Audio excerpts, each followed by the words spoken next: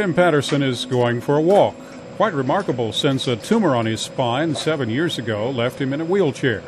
So just standing up is a major accomplishment. Patterson is participating in mobility research using water treadmills. I had no movement in my feet whatsoever before I started the program, and now I'm up on a walker walking maybe 90 feet before I have to sit down, So it's drastic. The key is water, says Sandy Stevens, who's leading the research at Middle Tennessee State University's Human Performance Lab. She says therapy in water is ideal because there's less chance of injury from a fall, and water makes the legs lighter and easier to move. With very minimal control, with very limited muscle strength, they can take a step forward, and once you build that pattern, then you have something to work with. That's because walking is partially a reflex action. Even when a spinal cord injury severs the connection to the brain, the legs remember how to take a step.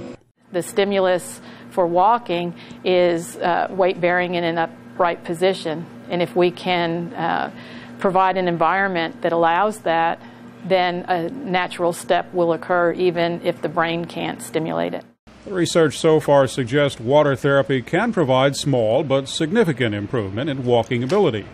And Stevens notes even those modest changes can have a dramatic impact. Somebody doesn't have to walk 100 yards to have it be a meaningful change. That if you can walk far enough to get through a bathroom door if it's too narrow for your wheelchair, then all of a sudden a lot of options open up for you in the community. It's taken 2 years of intense therapy, but those options are starting to open up for Tim Patterson.